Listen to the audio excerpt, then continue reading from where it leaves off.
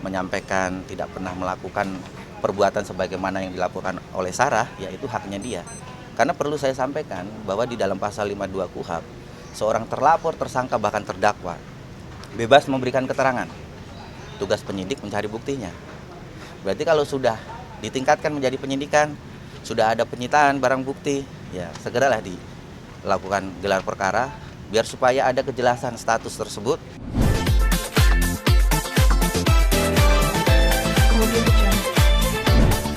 Oke, baik teman-teman media, jadi perlu kami sampaikan bahwa agenda kami datang ke Polda, kami ingin memberikan surat keberatan atau penolakan perihal adanya mediasi atau restoratif justice yang dimohonkan oleh si Rizal agar permasalahannya Sarah dengan Rizal bisa diselesaikan secara kekeluargaan.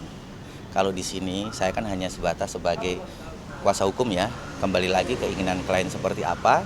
Kalau misalkan itu untuk kebaikan kliennya, saya cuma hanya mensupport saja. Gitu. Bang, Alasan dari penolakannya Kak Sarah apa Kak? Karena ya nggak ada iktikat baik sih dari si terlapor ya, si Rizal Cipta. Jadi ya aku lanjutin lah sampai. itikat baiknya seperti apa? Maksudnya apa harus ada memenuhi syarat-syarat tertentu atau seperti apa? Ya dia nggak minta maaf, nggak apa, sama saya sama keluarga saya nggak ada. Jadi ya saya tetap kekeh mau melanjutin ini sampai dia jerah dapat hukumannya lah.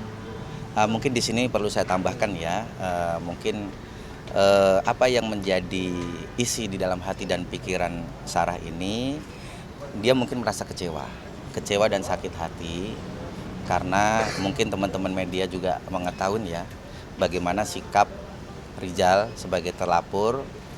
Dia melakukan manuver-manuver dengan membuatkan laporan tandingan baik terhadap Sarah ataupun mantan pekerjanya, baik itu sopir atau mantan ART-nya, justru bukan melakukan pendekatan ya. Jadi kalau untuk menyelesaikan seharusnya dia secara elegan lah ya, pendekatan baik melalui Sarah atau keluarganya, dan tentunya Rizal sendiri pun juga mengetahui ya di mana alamat tempat tinggal Sarah. Justru malah sebaliknya, jadi di sini sepertinya jadi seperti apa ya, sama-sama fight, jadi sama-sama saling menyalahkan. Ya itu kan memang haknya setiap orang. Cuman di sini perlu kami tegaskan bahwa Sarah dari awal membuat laporan polisi ini kan dia tidak berbicara ngasbun, asal bunyi. Jadi dia sampaikan kepada penyidik yang piket di SPKT Polda Metro Jaya juga membuat laporan, tentunya membawa bukti yang berdasar. Oke, otomatis dengan adanya fakta dan bukti tersebut tentunya diterimakan laporan Sarah dan sudah dijalankan proses hukumnya, baik penyelidikan dan sekarang sudah naik ke penyidikan. Berarti kalau sudah naik ke penyidikan, tentunya apa yang menjadi perbuatannya sebagaimana pasal yang dilaporkan oleh Sarah tentunya sudah terpenuhi. Tinggal nanti upaya penyidik setelah melakukan pemanggilan dan melakukan pemeriksaan para pihak baik korban dan saksi-saksi korban juga terlapor, dia harus segera mengambil tindakan dengan melakukan gelar perkara untuk menetapkan status terlapor menjadi tersangka. Nah, dan harapan kami sendiri di sini dan Sarah juga keluarganya, bukan berarti dia orangnya kejam, tapi intinya di sini Sarah kepengen memberikan efek jerah agar supaya tidak terjadi lagi hal-hal seperti itu. Karena kalau misalkan dengan mudahnya diselesaikan, jadi tidak ada efek jerah. Dan teman-teman sendiri pun juga sudah tahu, bahkan kami juga melihat di pemberitaan, apa yang menjadi statement dan penyampaian terlapor. Jadi sepertinya terkesan dia menyampaikan tidak pernah melakukan perbuatan sebagaimana yang dilaporkan oleh Sarah, ya itu haknya dia. Karena perlu saya sampaikan bahwa di dalam pasal 52 KUHP, seorang terlapor, tersangka, bahkan terdakwa bebas memberikan keterangan. Tugas penyidik mencari buktinya. Berarti kalau sudah ditingkatkan menjadi penyidikan, sudah ada penyitaan barang bukti, ya segeralah dilakukan gelar perkara biar supaya ada kejelasan status tersebut dan ada keadilan bagi Sarah sebagai korban. Apalagi perkara ini sudah berjalan lama, ya di sini kan kita normatif aja, jalannya lurus, nggak lewat samping.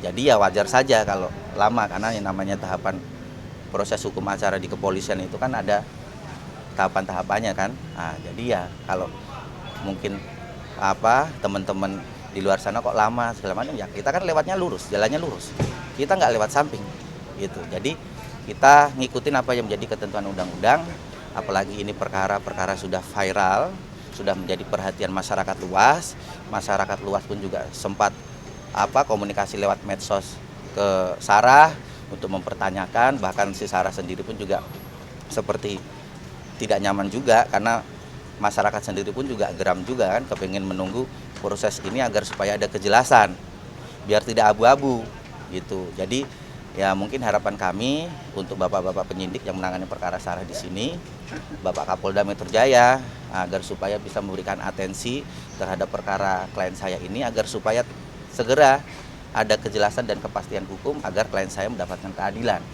Kira-kira seperti itu. Selama proses ini sendiri, Kak Sarah ada komunikasi sama terlapor atau justru ada kayak perilaku terlapor yang mengganggu Kak Sarah? Enggak sih, enggak. Berarti nggak ada komunikasi? Enggak ada komunikasi sama sekali. Bang, awal yang artinya pertama kali memberikan atau melanjutkan restoratif justice langsung Rizal ke Abang apa tuh melalui? Bukan, jadi terlapor ya dalam hal ini Rizal, dia mengajukan permohonan melalui surat kepada pihak penyidik yang menangani perkaranya Sarah di unit Renakta Polda Metro Jaya, agar supaya Rizal berharap ini permasalahan bisa diselesaikan secara kekeluargaan, makanya dikedepankan restoratif justice. Tapi yang namanya penyidik ini di sini kan hanya memfasilitasi. Masalah mau atau tidak itu kan urusan para pihak. Kalau korban dia tidak mau, ya penyidik pun juga tidak bisa memaksa. Yang terpenting di sini bahwa Sarah sebagai klien saya juga korban sudah menyajikan fakta dan bukti. Jadi tinggal segera ditindaklanjuti permasalahan ini agar supaya ada kejelasan. Bang, kabarnya justru dari pihak Sarah sendiri yang mengajukan melalui penyidik, tapi justru dalilnya seperti itu. Ya, namanya dia punya mulut, punya lidah, lidah pun juga tidak ada tulangnya, ya toh. Mau kanan, kiri, atas, bawah, ya itu kan haknya dia. Ya kalau tidak percaya, tanyakan saja sama penyidik. Nggak mungkin si Sarah ngajuin permohonan restoratif justice. Ya dari awal kan sudah disampaikan bahwa Sarah sendiri pun juga tidak mau memaafkan atau berdamai ya. Ya mungkin kalau memaafkan mungkin mau ya secara pribadi, cuman kalau proses hukum Sarah minta tetap berjalan. Terus buat apa ada aturan, ada pasal-pasal, ada undang-undang kalau tidak diterapkan, ya kan? Nah. Bang, kalau misalnya seandainya dari pihak sana kita mendesak untuk ajukan restoratif justice, ada persyaratan tertentu nggak sih? Artinya jika nanti Sarah juga membuka perdamaian gitu, ada mungkin syarat-syarat tertentu yang diberikan ke? Nggak ada sih Mas, sebenarnya Sarah sendiri untuk ketemu sama si Rizal pun juga udah malas, makanya menanggapin surat panggilan ya untuk mediasi, agar supaya si Sarah dengan si Rizal bertemu difasilitasi penyidik di Polda Metro Jaya ini. Makanya kami datang ke sini untuk memberikan surat tanggapan bahwa di dalam surat tersebut si Sarah menolak adanya mediasi, dan Sarah sendiri meminta agar supaya permasalahan ini tetap berjalan on the track sebagaimana mestinya sampai ke peradilan, biar supaya ada sanksi hukuman yang didapatkan oleh terlapor, biar supaya adanya efek jera. Dan ini sebagai mungkin presiden buruk ya, dan setidaknya bisa menjadi contoh ya bagi masyarakat luas, khususnya dalam hal ini si suami, agar supaya menjaga etika terhadap istri, bisa lebih menghormati dan menyayangi. Jadi tidak diperlakukan seperti itu. Oke Bang, ada informasi terkait hari ini ada pemanggilan Rizal kepada penyidik. Abang sendiri menerima informasi tersebut Bang? Jadi kebetulan memang ya fungsinya saya sebagai kuasa hukum korban tentunya kan memonitoring ya, mengawal jalannya proses penyelidikan dan ataupun penyidikan. Dan tentunya menjadi kewajiban saya untuk menanyakan, karena tentunya saya harus memberikan progres ya, informasi bagaimana tindak lanjut yang dilakukan penyidik dalam menangani perkara di sini. Dan informasi dari penyidik kemarin itu memang bahwa penyidik sudah mengundang terlapor hari ini jam 1 siang untuk dilakukan klarifikasi atas laporan Sarah dugaan tidak pidana membuat pengaduan palsu, pencemaran nama baik dan atau fitnah di unit Jatanras. Ini laporan yang keduanya si Sarah terhadap si Rizal. Nah, terlepas si Rizal bilang tidak ada panggilan atau segala macam, ya itu haknya dialah. Cuman di sini saya menyampaikan apa yang sudah disampaikan sama penyidik. Kira-kira seperti itu. Ya nanti teman-teman sendirilah tanyakan kepada si Rizal apakah hari ini memang dapat panggilan atau tidak, atau dapat undangan atau tidak, kan gitu.